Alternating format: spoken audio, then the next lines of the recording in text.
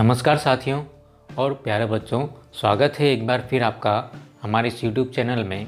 और जैसा कि आपको पता है कि हमने इस वर्ष होने वाली MP बोर्ड परीक्षा के लिए बहुत ही महत्वपूर्ण प्रश्नों के जो 3 वीडियो डाले थे उसमें से आपने अपनी बुक के अंदर टिक कर लिए होंगे। साथ ही जिन जिन स्टूडेंट्स ने, टीचर्स ने मुझसे संपर्क किया है, मैं उनको इन प्रश्नों के PDF भी जो है अवेलेबल करवा रहा हूँ।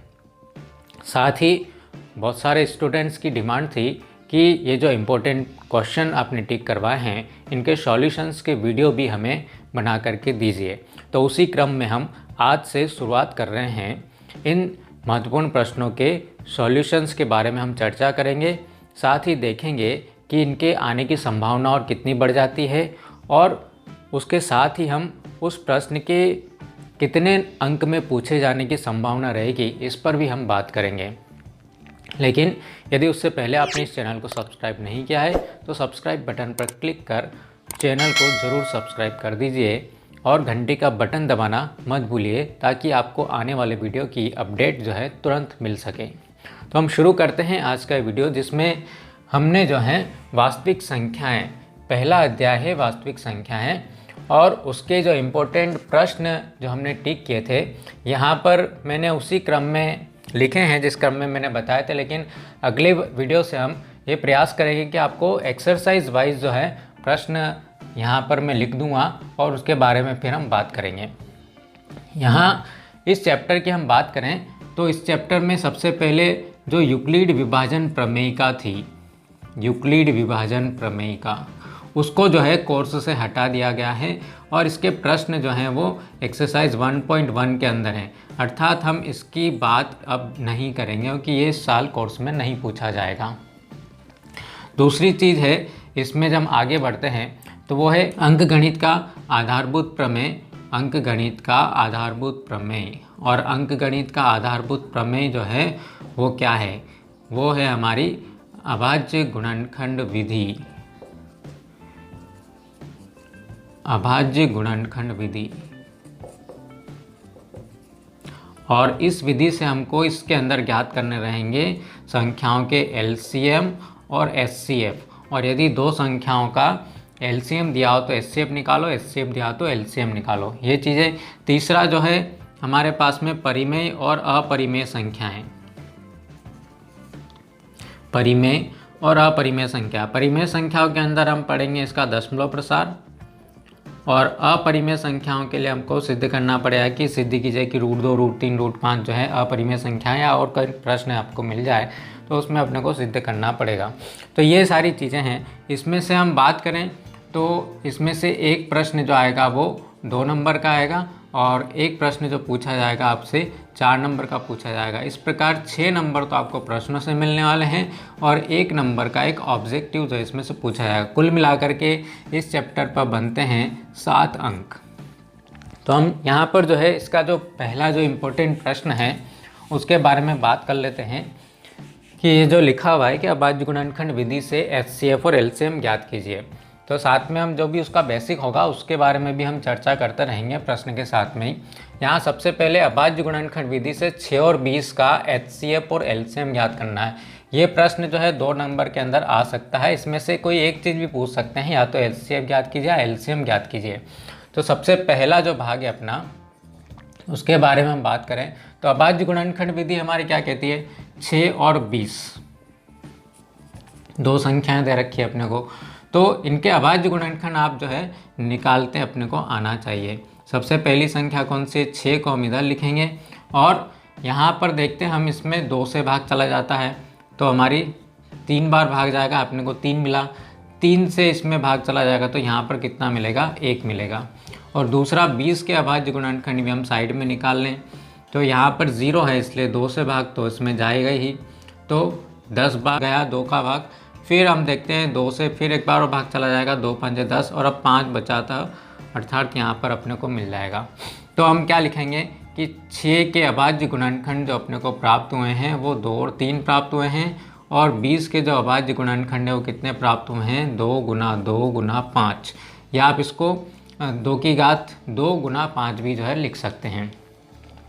अब एक चीज़ है हमारी कि यहाँ पर हम इन्हें अभाज्य गुणनखंड क्यों बोल रहे हैं, क्योंकि इधर जितनी सारी संख्याएं हम लिखेंगे वो सारी संख्याएं जो है अभाज्य संख्याएं होगी। और अभाज्य संख्याएं किससे कहते हैं हम, ऐसी संख्याएं जैसे कि 5 है, 2 है, 3 है, ठीक है, इनको हम अभाज्य संख्या कहते हैं। क्यों कहते हैं, क्योंकि ये ऐसी संख्याएं जिनमें सिर्फ इनका भाग जाता है या फिर 1 से भाग जाता है, या तो स्वयं से भाग जाए या फिर 1 से भाग जाए, उसे हम कहेंगे अभाज्य संख्याएं।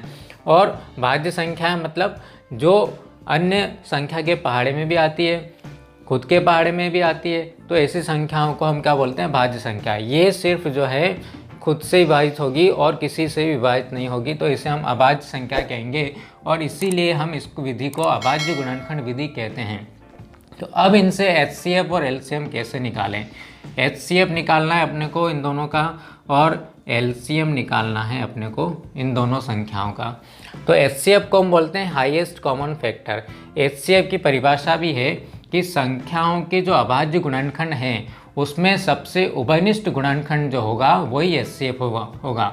उभयनिष्ठ अर्थात जो दोनों में हो, दोनों ही गुणनखंडों के अंदर हो, इस संख्या के गुणनखंड में भी और इस संख्या के गुणनखंड में भी हो, तो उसे हम कहेंगे कि HCF है। इसके अलावा कोई कॉमन गुणनखंड हमारे पास में नहीं है, तो इसका मतलब हो गया कि इसका जो HCF वो कितना हो जाएगा, 2 हो जाएगा।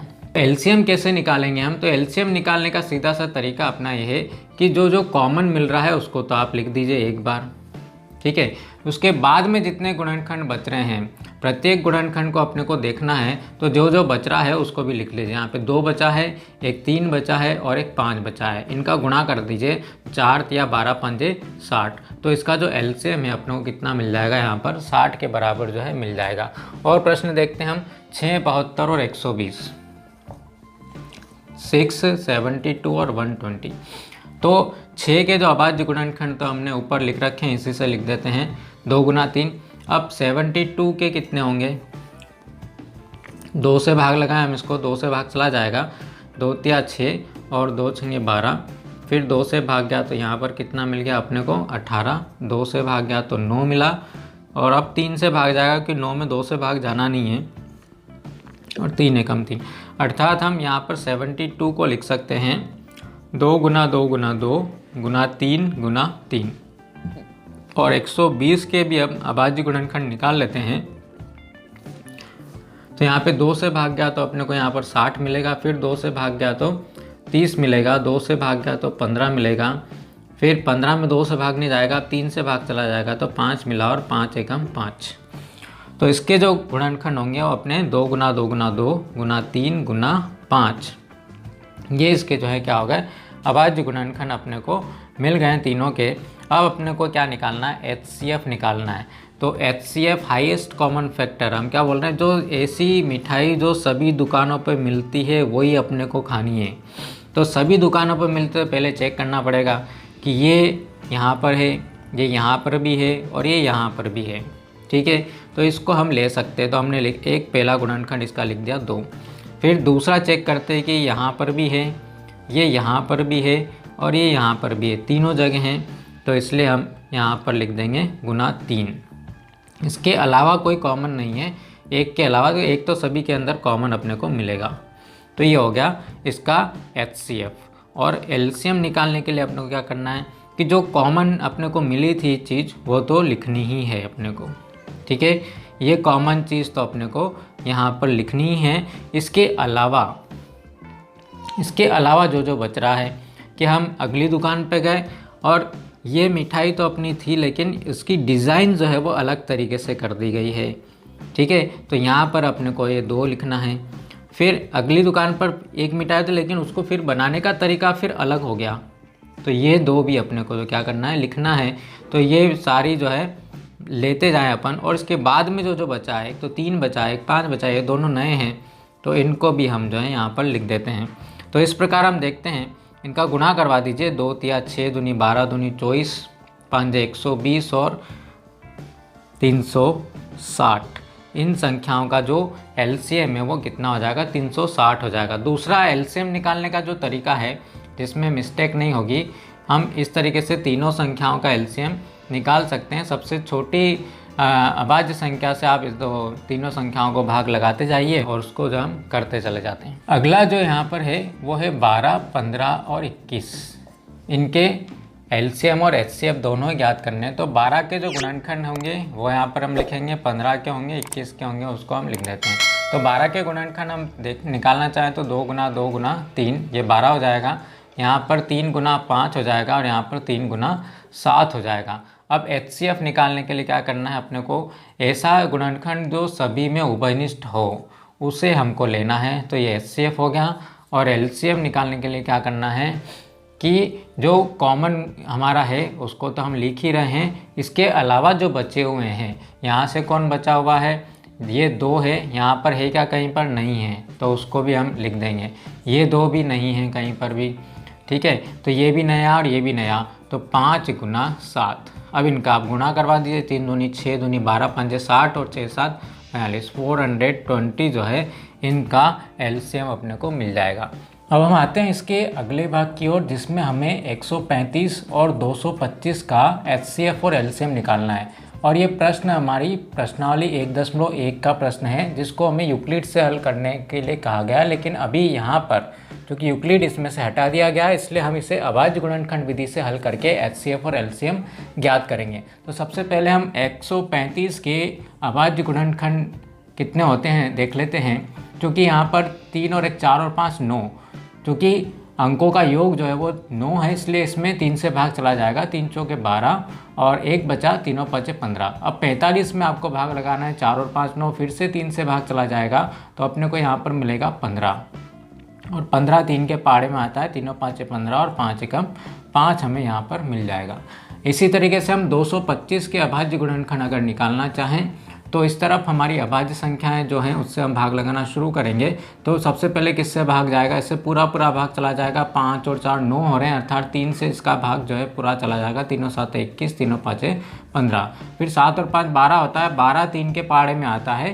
अंकों का योग जो है 3 के पाड़े में अगर आएगा तो 3 से विभाजित होगा। तो यहाँ पर जो है 3 दूनी 6 और 3 5 15 अपने को मिल जाएगा। फिर 25 में 5 से भाग चला जाएगा, तो 5 25, 5 बार गया और 5 एकम 5। तो हम यहाँ पर देखते हैं कि 135 के जो अभाज्य गुणनखंड हमें मिले 3 गुना 3 गुना 3 गुना 5, और 225 के जो अभाज्य गुणनखंड मिले हैं 3 गुना 3 गुना 5 गुना 5। अब इनसे अपने को क्या करना है, एचसीएफ निकालना है। तो एचसीएफ के बारे में बताया था कि एचसीएफ क्या होगा कि अभाज्य गुणनखंडों में उभयनिष्ठ घात वाला जितना भी गुणनखंड होगा वो हमारा एचसीएफ होगा। यहाँ पे दोनों में उभयनिष्ठ 3 है, तो हमने 3 एक बार लिख लिया। अगला 3 हम देखते हैं, तो ये भी दोनों में कॉमन है, इसलिए ये भी लिख लिया। इसके अलावा अब 3 यहाँ पर नीचे नहीं है, और ऊपर सिर्फ कितना बचा है, 5 बचा है, और 5 हमारे पास यहाँ पर भी है। चूँकि 5 भी जो है दोनों में कॉमन है, इसलिए हम एक बार 5 यहाँ पर लिख देंगे।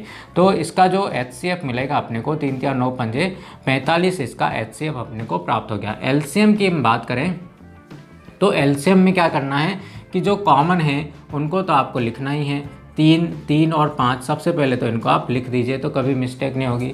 अब बाकी जो बची हुई है वो कौन बचा, एक तो 3 बचा और एक 5 बचा, उनको भी आप यहाँ पर लिख दीजिए। और इनका जो है क्या करवा देंगे, हम गुणा यहाँ पर जो है करवा देंगे। तो यहाँ पर मिलेगा 3 3 9 5 45, और 45 में अपने को गुणा करवाना पड़ेगा किससे, 15 से। अगर हम इसमें गुणा करवा देंगे तो 45 गुना 15, तो 15 5 75 के 5 हासिल के लगे 7, 15 चौक 60 और 7 67, अर्थात 675 जो है इसका अपने को एलसीएम जो है प्राप्त हो जाएगा। अगला जो प्रश्न है ये अंकगणित का आधारभूत प्रमेय लिखिए। इसको भी जो है 2 नंबर के अंदर पूछ सकते हैं, क्योंकि इस अध्याय से जो है 2 नंबर का एक प्रश्न पूछा जाना है। तो अंकगणित का आधारभूत प्रमेय ये कहता है कि किसी भी भाज्य संख्या को, अर्थात प्रत्येक भाज्य संख्या को उसके अभाज्य गुणनखंडों के रूप में गुणनखंडित किया जा सकता है। और ये जो गुणनखंड होंगे, जो गुणनखंड हमें प्राप्त होंगे, ये क्रम के बिना अद्वितीय प्राप्त होंगे। अर्थात कहने का मतलब ये कि यहाँ पर जैसे हमने पहले 3 से भाग लगाया, आप पहले अगर 5 से भाग लगाएंगे तो भी गुणनखंड अपने को इसके 135 के यही प्राप्त होंगे। चाहे आप यहाँ से इस 5 को उठा करके पहले भाग लगा सकते हैं तो भी इस संख्या के जो गुणनखंड अपने को मिल रहे हैं, जो अभाज्य गुणनखंड अपने को मिलेंगे, अद्वितीय होंगे, अर्थात इसके अलावा और कोई गुणनखंड इसके नहीं बनेंगे। तो यह अंकगणित का आधारभूत प्रमेय है कि प्रत्येक भाज्य संख्या को उसके अभाज्य गुणनखंडों के रूप में गुणनखंडित किया जा सकता है। अगले प्रश्न की ओर हम बढ़ते हैं। यहाँ पर दिया हुआ निम्नलिखित संख्याओं के अभाज्य गुणनखंड लिखिए। उसमें जो है इसमें से कोई भी एक भाग जो है आपको पूछा जा सकता है, या तो 2 नंबर के अंदर पूछे या फिर जो है 1 नंबर के अंदर भी जो इसको पूछा जा सकता है। तो सबसे पहली जो संख्या है हमारी 140, इसके अपने को अभाज्य गुणनखंड करने हैं। और 140 है, अर्थात यहाँ पर इकाई का अंक जो है वो सम है, अर्थात 0, 2, 4, 6, 8, 10 हो तो अपने को क्या करना है, 2 से भाग लगाना है।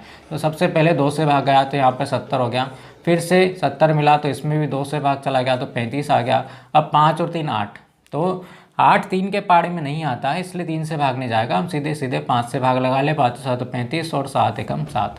तो 140 के जो अभाज्य गुणनखंड है वो हम लिखेंगे 2 गुना 2 गुना 5 गुना 7, या इसको लिखने का एक तरीका और है कि 2 की घात 2 गुना 5 गुना 7, ये 140 के अभाज्य गुणनखंड हुए।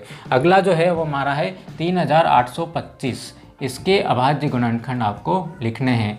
जब तक गुणनखंड किए जाना है हमने को, जब तक कि इधर सारी की सारी संख्या जो क्या नहीं हो जाए, अभाज्य संख्या प्राप्त नहीं हो जाए। यहाँ पे हम देखते हैं कि अंकों का योग करके देखते हैं, क्योंकि यहाँ पर तो कौन सा अंक है, विषम अंक है, इकाई का अंक विषम है, इसलिए 2 से भाग नहीं जाएगा, तो 3 से भाग जाएगा। क्या अगली अभाज्य संख्या उससे चेक कर लेते हैं। 8 और 3 11, 11 और 2 होते हैं 13, 13 और 5 18, 18 3 के पहाड़े में आता है, इसलिए इसमें 3 से भाग चला जाएगा। 3 एकम 3, 3 दूनी 6, 2 बचा, 3 और 7 21 और 3 और 5 15।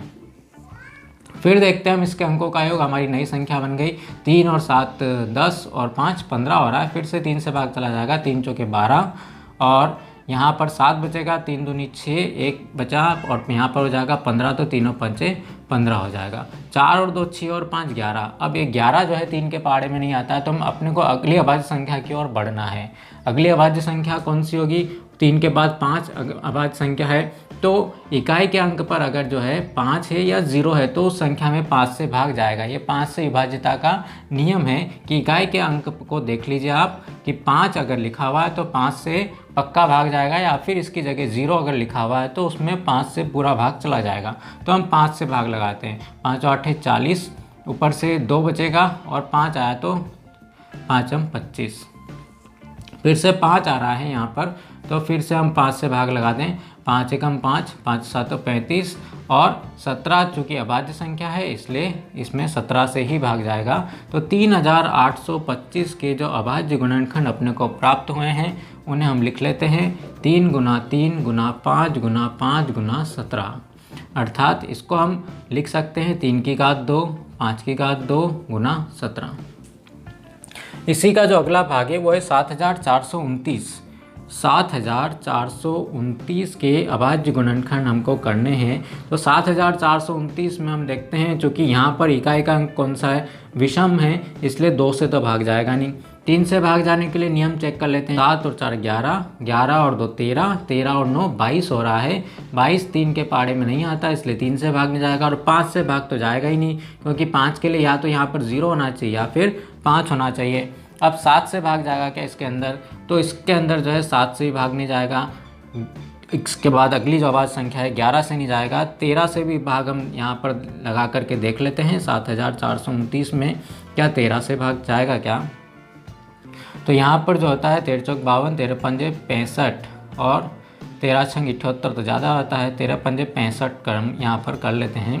तो यहाँ पर 65 और यहाँ पर मिल जाएगा अपने को 9, 13 7 91 बदलेगा, 1 बचा 9। अब यहाँ पर 19 जो है अपना 13 एकम 13, तो भी इससे जो है भाग हमारा नहीं जाएगा। 6 शेषफल यहाँ पर बच जाएगा, पूरा भाग नहीं जा रहा है 13 से। तो 13 के बाद अगली अभाज्य संख्या कौन सी है, 13 के बाद अगली अभाज्य संख्या हमारी कौन सी है, वो 15 16 17। 17 से इसमें भाग जाता है क्या, तो वो देखते हैं। 17 चौके 68 और यहाँ पर मिलेगा अपने को 2 और 4 6 अपने को शेषफल मिल जाएगा। ऊपर से मिला अपने को 2, 17 क्या 51,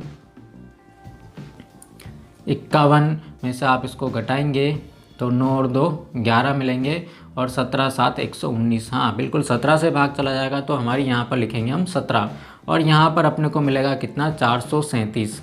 अब इस 437 में हम किससे भाग लगाएं, क्योंकि अब 17 से भाग तो इसके अंदर जाने से रहा, 17 से भाग जाएगा इसमें 437 से देख लेते हैं। 17 एकम 17, 17 दूनी 34, 34 और इधर 6 और 3 9 बच जाएंगे और 97 जो है 17 के पाड़े में नहीं आता है।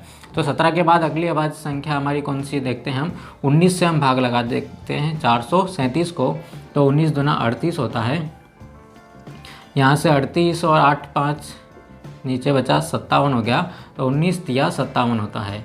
तो 23 बार भाग चला जाएगा। अगर हम 19 से भाग लगाते हैं इसके अंदर तो 23 भाग चला जाएगा और 23 अपने आप में अभाज्य संख्या है, इसलिए इसमें 23 का ही भाग जाएगा। अर्थात 7429 के जो अभाज्य गुणनखंड अपने को प्राप्त होंगे 17 गुना 19 गुना 23, ये तीनों ही जो है अभाज्य संख्या अपने को प्राप्त हो गई।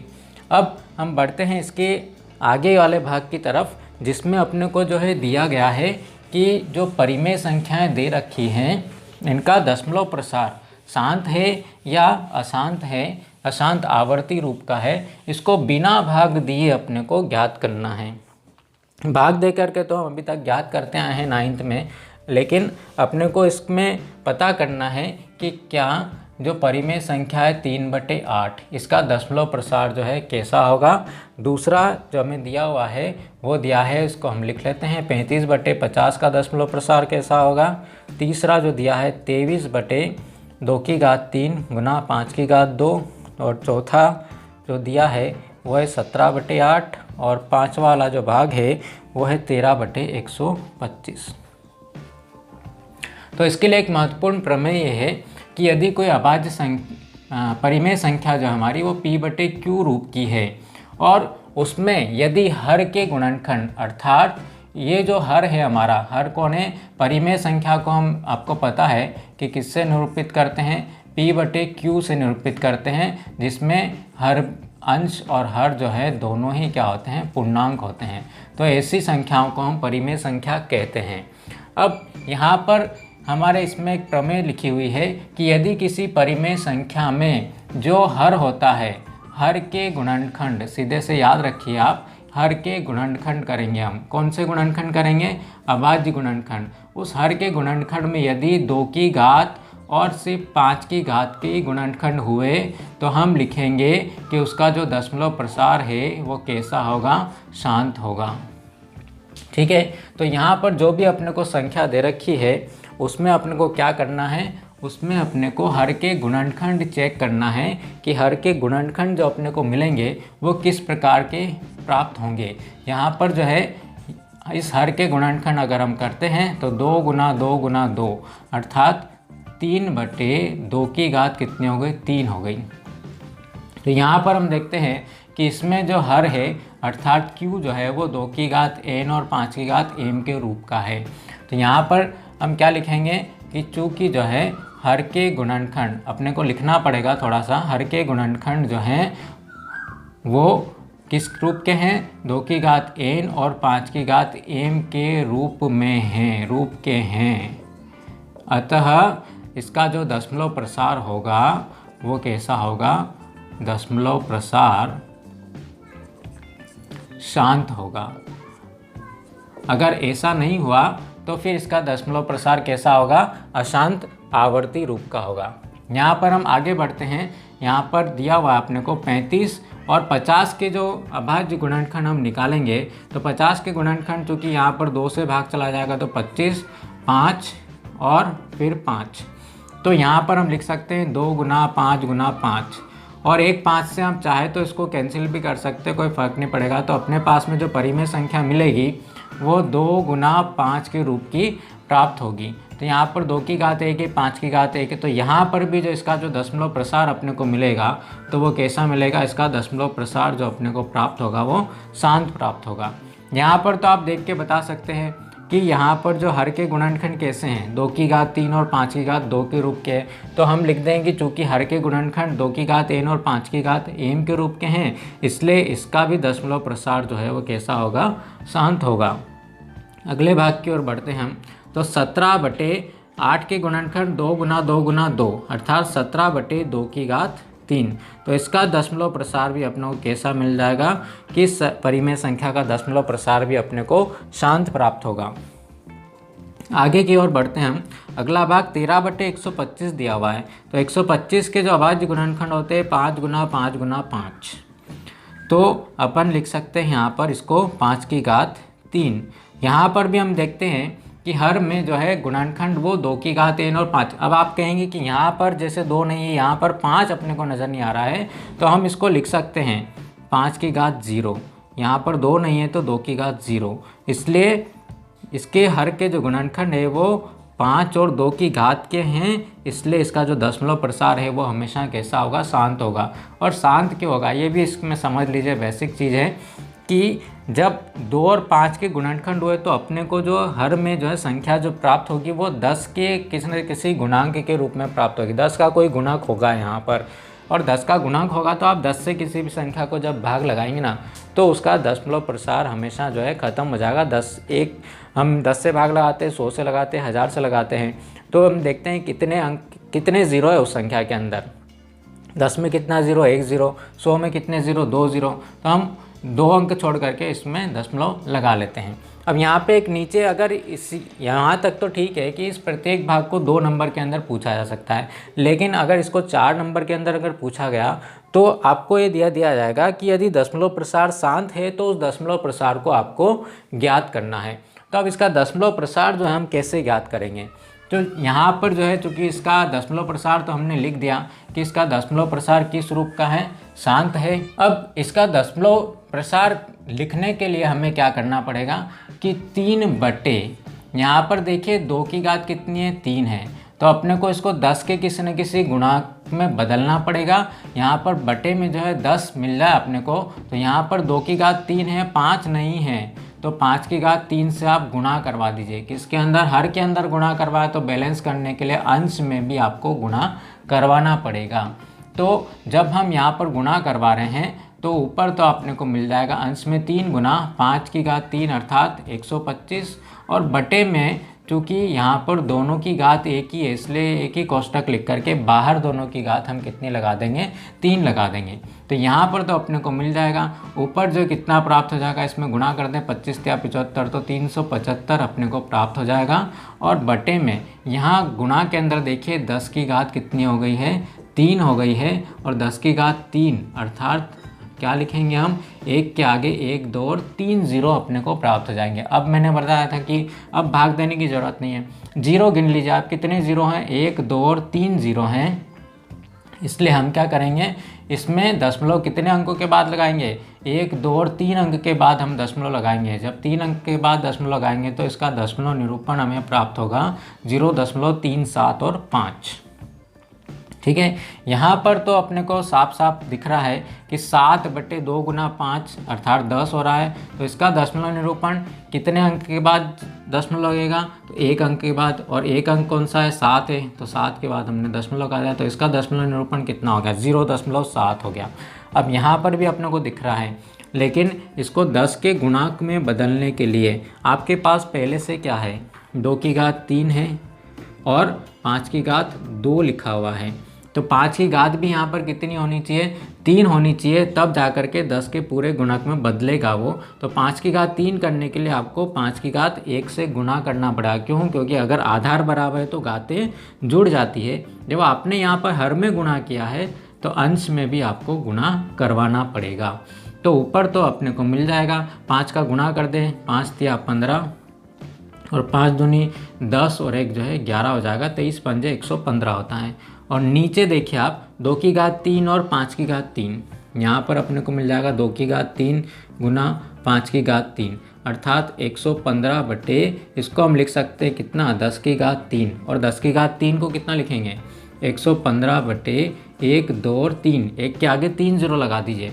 अब इसका दशमलव निरूपण अपने को करना है। 0 गिन लीजिए कितने हैं, 3 0 हैं, तो 3 अंकों के बाद दशमलव लगेगा 1 2 और 3।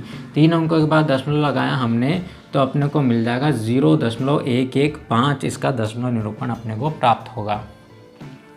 यहाँ इस भाग की बात करें हम अगले वाले भाग में, तो यहाँ पर जो अपने पास में क्या है, 2 की घात 3 अपने पास में लिखा हुआ है, तो अपने को किससे गुणा करना पड़ेगा। सबसे पहले देख लीजिए 5 की घात 3 से, 5 की घात 3 से यहाँ पर हम अंश में भी गुणा करेंगे, अर्थात अपने को मिल जाएगा 17 गुना 125 और बटे में कितना मिलेगा, 2 गुना 5, दोनों की घात कितनी हो जाएगी, 3 हो जाएगी। 17 में 125 का हम गुणा करवा दें तो 17 पंजे 85 के 5, हासिल लगे 8, 17 दूनी 34 और 8 जो हो जाएंगे वो 42 हो जाएंगे, हासिल लगे 4, 17 एकम 17 और 4 21, 21 25 बटे 10 की घात 3 अर्थात 1 2 और 3 0।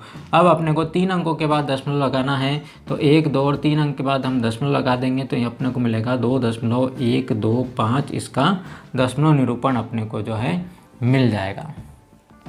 अगले और अंतिम भाग की बात करेंगे, क्योंकि इसका भी दशमलव प्रसार कैसा है, शांत है। देखिए 2 और 5 के गुणांक के अलावा अगर कोई भी अभाज्य संख्या आ जाती है तो हम सीधे सीधे लिख देंगे कि इसका दशमलव प्रसार कैसा है, अशांत आवर्ती रूप का है।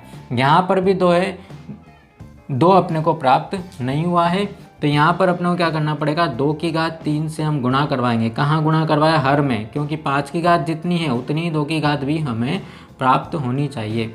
तो अंश में भी आपको 2 की घात 3 से गुणा करना पड़ेगा, तो 13 गुना ऊपर तो हो जाएगा 8 और नीचे हो जाएगा 5 और 2, दोनों की घात कितनी हो गई, 3 अपने को प्राप्त हो जाएगी। तो यहाँ पर जो है 8 तिया 24 और 8 एकम 8 और 2 10, 13 8 104 अपने को प्राप्त हो जाएगा। और यहाँ पे 10 की घात 3 अपने को मिलेगा, अर्थात 1 2 और 3 0 हम लगाएंगे। तो इसका दशमलव निरूपण प्राप्त करने के लिए आपको 3 अंकों के बाद 1 2 और 3 अंकों के बाद हम दशमलव लगा देंगे तो अपने को इसका दशमलव निरूपण प्राप्त हो जाएगा 0.104। तो इस वीडियो में इतना ही, मिलते हैं हम अगले वीडियो में इस चैप्टर के अन्य महत्वपूर्ण प्रश्नों के साथ में, जो 4 नंबर के आने की जिनकी संभावना है। और वीडियो आपको पसंद आया हो तो इसे लाइक कीजिए, अपने दोस्तों में शेयर ज़रूर कीजिए, और चैनल यदि सब्सक्राइब नहीं किया है तो इसे सब्सक्राइब कर घंटी का बटन ज़रूर दबाइए। Have a nice day, thank you.